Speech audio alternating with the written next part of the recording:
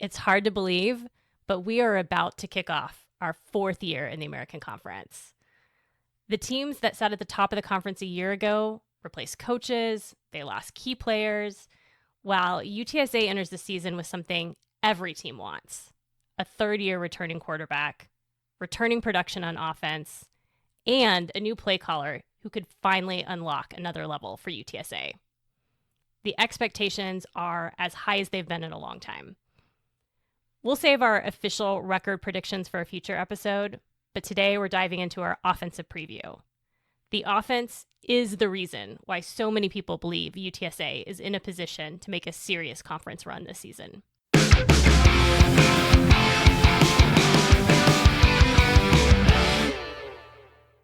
Welcome to episode 133 of the Hail Married podcast. I'm the Toes, and as always, I'm joined by my wife, A Toes. It's been a minute since we recorded a pod, as I had a milestone birthday and an overseas birthday trip. So that took precedent over UTSA athletics in the spring. So it's fun to be back in the mix. It's August. Let's get down to it. Before we jump into the UTSA offensive preview, let's refresh everyone on some just general thoughts on how the UTSA offense performed in 2025. If you're an outside pundit or just a casual fan, the 2025 offensive stats show that this was a great offense led by offensive coordinator Justin Burke. I mean, you look at it, Atos, it's a top 15 scoring offense. It sounds like it's quite a machine with the total yards, but it just didn't always perform consistently at that level. No, it did not. So, of course, the question is why? Well, it was the home versus road gaps. Points scored, about 48 at home, 22 on the road. Total yards, 451 at home, 383 on the road. Sacks allowed, less than 1 at home, 3 on the road. Turnovers, 0.25 at home. On the road, 2.25. Red zone touchdown percentage, 73% at home, 53 on the road. And then just taking scoring by quarter, just those first half points. UTSA scored 28 points at home. On the road, in the first half, they scored 11. So what are the takeaways from these stats? Well, I would say the first issue is finishing a drive. It's not moving the ball on the field. Scoring fell a little over 50% from home to road games. And a lot of that was because drives were stalling or UTSA wasn't converting red zone trips into touchdowns. Another takeaway here: protection and ball security were just much bigger issues on the road. There are double the offensive turnovers and triple the sacks allowed on the road. It's already a tough environment, and this UTSA offense was just making it easier for their opponents to just take advantage of what they were doing. Third thing is, fast starts don't travel on the road. At home, UTSA was up by an average of 17 points at halftime, but on the road, they were down by 7. That's just an incredible stat right there, because when you start out in the hole and you're on the road, it just makes it so much harder to be able to have that second half come back. Absolutely. Hey, Tobes, let's also add the fact that it appears that this Justin Burke offense was high in complexity. There was a tweet that went out in the spring on X, and it showed a Justin Burke play call sheet from the Colorado State game. If you remember, we beat Colorado State on the road 17-16, and it wasn't a very prolific offensive effort. When you looked at that sheet, though, the play call sheet, there were so many plays on it, and it just, to me, lent towards overkill, and there's a good chance that you had a very confused team on the road. I mean, this offensive squad probably was trying to figure out, okay, what is this play? What is that play? So, taking all these takeaways and then adding this last fact, collectively, it all makes it really difficult to have a winning record. We were 6-6 last regular season. And it's also difficult to challenge for this American Conference championship. So when this offense is just middling on the road. So taking all this into account, decided to dive a little bit deeper because we really wanted to review the data over the multiple UTSA offensive coordinators, because really, is there a trend? Like, is there a gap from home to road? what we found wasn't a trailer era issue. So not amongst all of the offensive coordinators. It's just a Burke era issue. As the Burke tenure continued, the scoring margin between home and road became wider. And by the time that Justin Burke got to 2025 and completed it, that margin was 25 points, as was illustrated earlier. Yeah, and I think all of that just kind of lends to the need to bring in a new offensive coordinator. Yeah, absolutely. And that's exactly what Jeff Traylor did. He hired Rick Bowie. I know we talked about him a little bit in the spring, but he spent last year as the offensive coordinator at Western Kentucky. And when he was brought in, it wasn't to rebuild this offense, because as you just mentioned, there's a lot of good things that we did specifically at home. He's really been brought in to make a good offense more explosive. Some of the things that you're going to hear are faster tempo, cleaner execution, clear communication.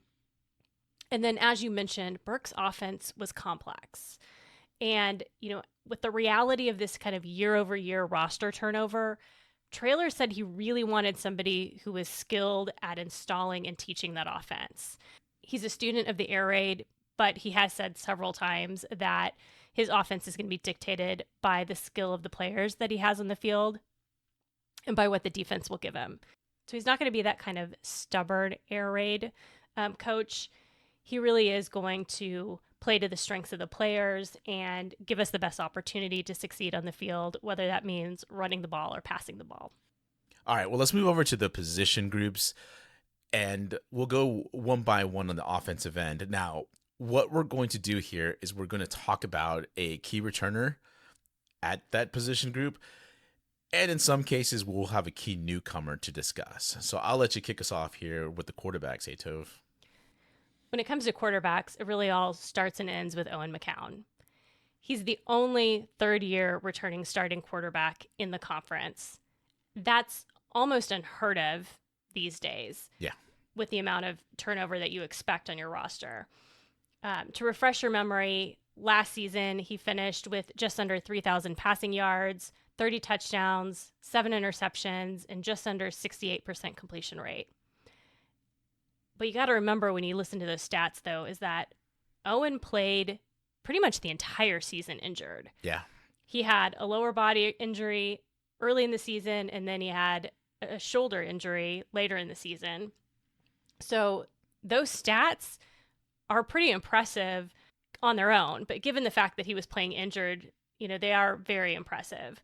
And, you combine that with Rick Bowie, I think there's a lot to be, optimistic about with these two. Owen has mentioned that he feels like he has a strong handle on the playbook, even though he didn't get to participate in the spring. And he's been quoted as saying that this offense was simpler to learn as an offensive player, but it looks really complicated to the defense. I think that's exactly what you want.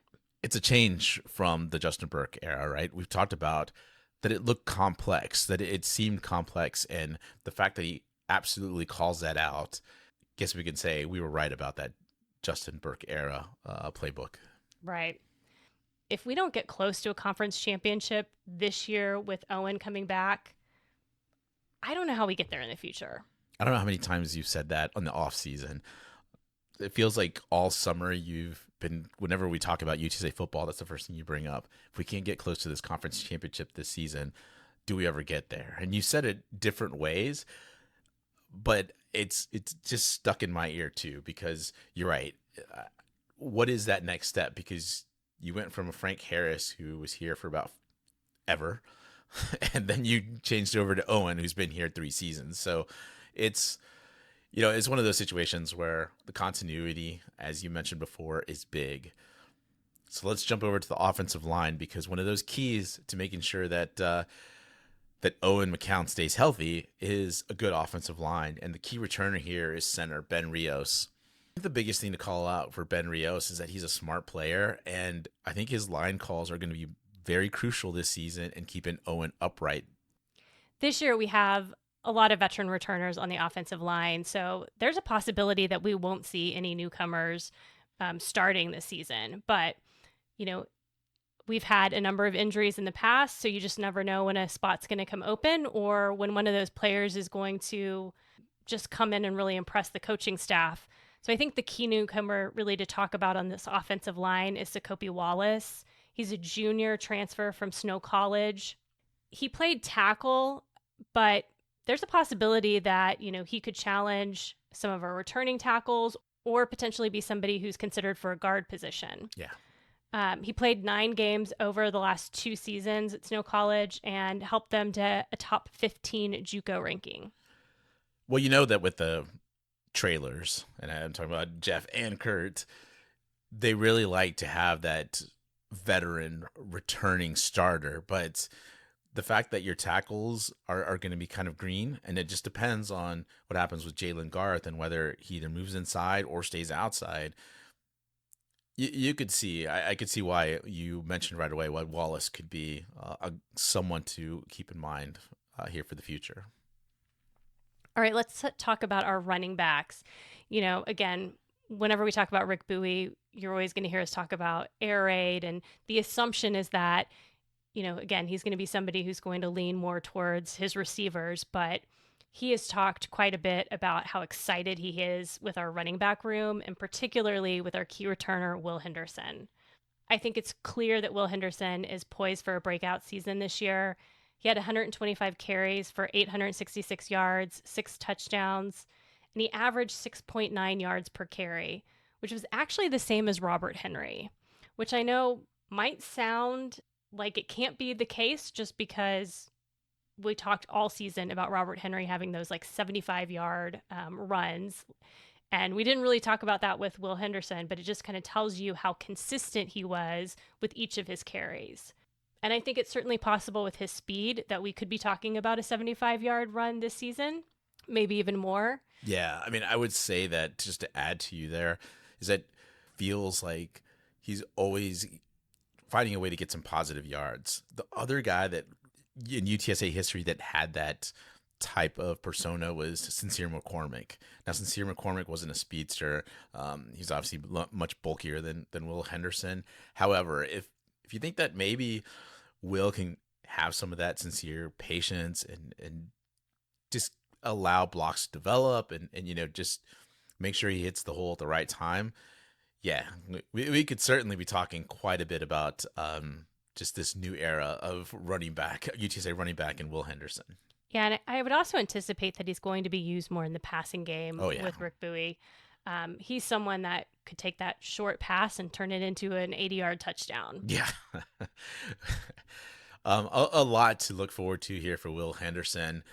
Now, again, we've got a nice running back room, but that didn't stop UTSA from going out there and looking for more running backs to bring in.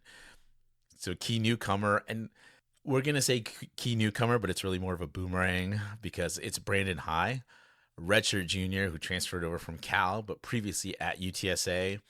We're obviously going to expect him to be our running back 2 or 1B, as Jeff Traylor will probably call him.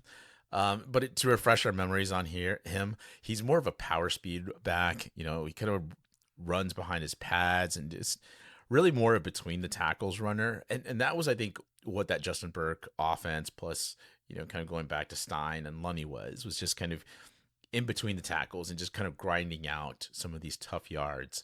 2024, when he was here at UTSA, he had 93 carries for 495 yards and 8 touchdowns. So he's averaging about 5.3 yards per carry. 2025 was much less than that at Cal because he was battling injury. So even a return to a 2024 Brandon High at UTSA this time around would be very helpful to at least give Will a breather. Yeah, I think one of the things that I hope happens with this offense, unlike last season, it seemed like last season you would have Robert Henry really be getting hot. And then Justin Burke would change it up and put in Will Henderson. And it almost seemed like it was based on scripted plays more so than, keeping the guy that was doing well and that was hot on the field.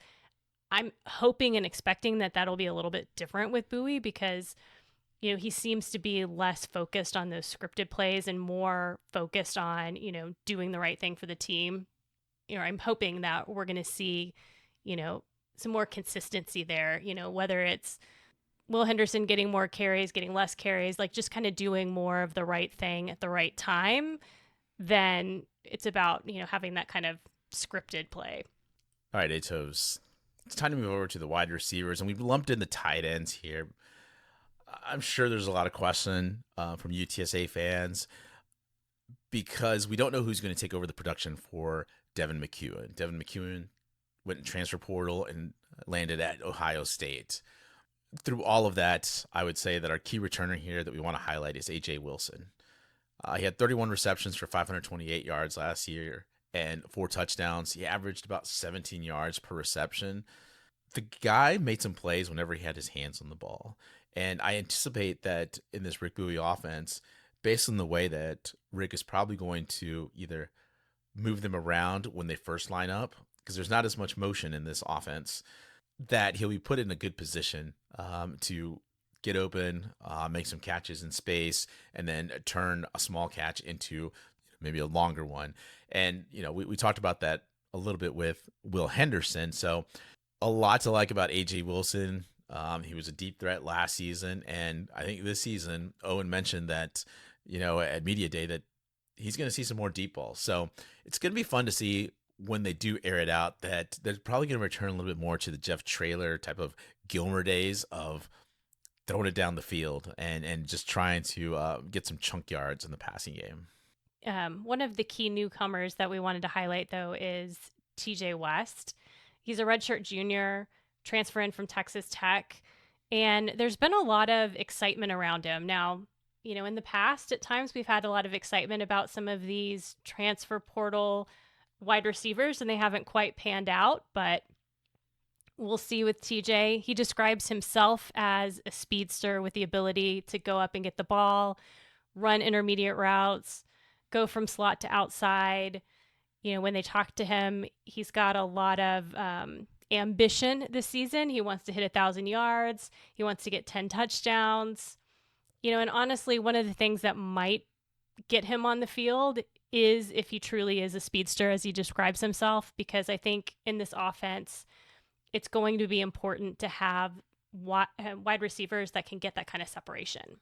Yeah, him being a speed guy on those go routes, and we heard a lot from Rick Bowie at the signing day event.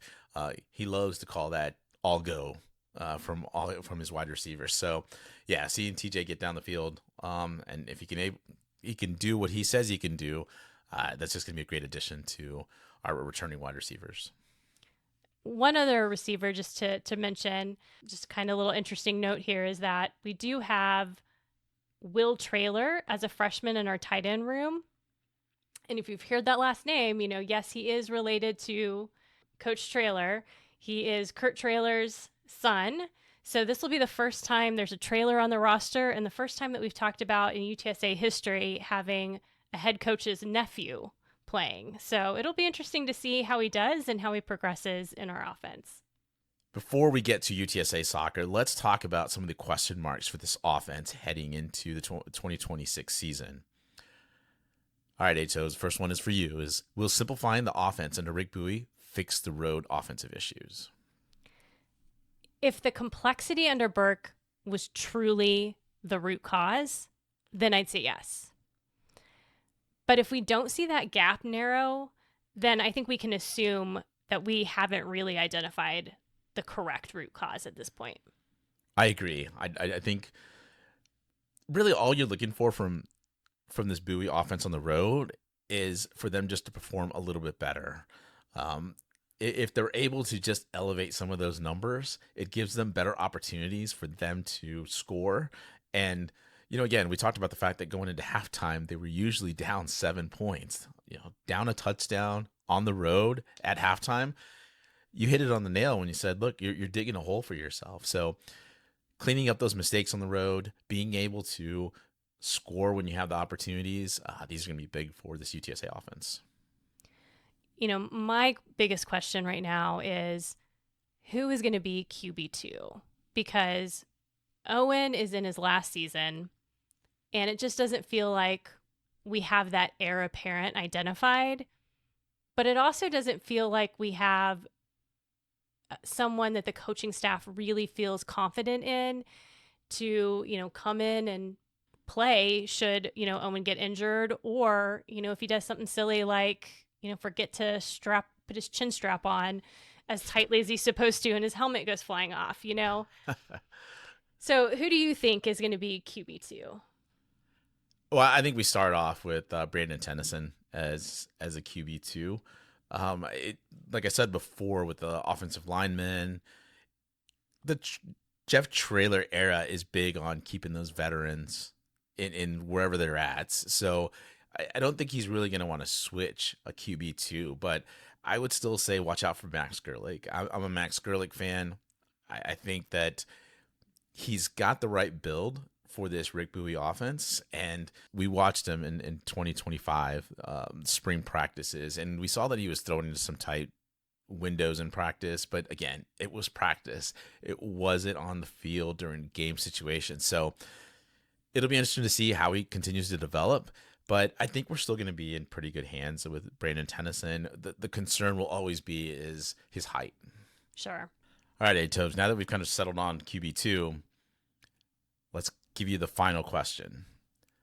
Can Owen McCown get 33 or more passing touchdowns this season to pass Frank Harris's career passing touchdowns of 92 and his single season mark of 32?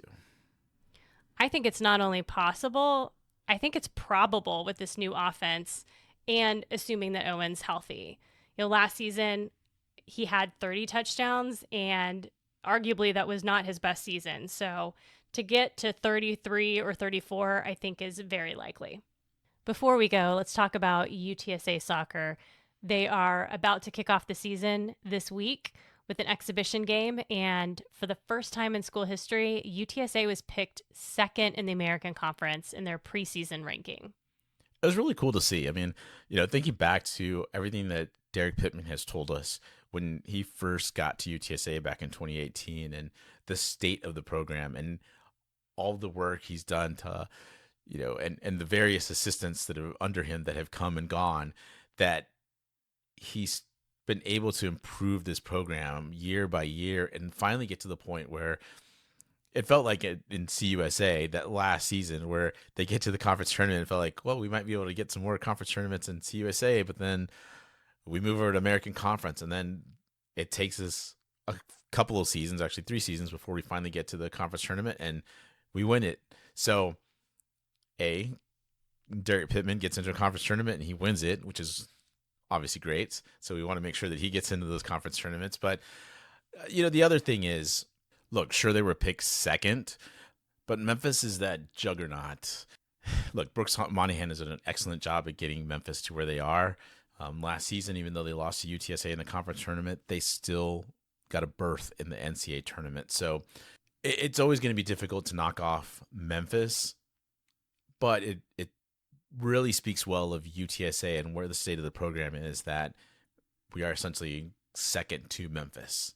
And it's something that, again, even though we're second, you can say, well, we're not picked first, guys, so we've still got to keep aiming higher and continue elevating. And Atos, one of the things we always talked about last season was just how talented this team is.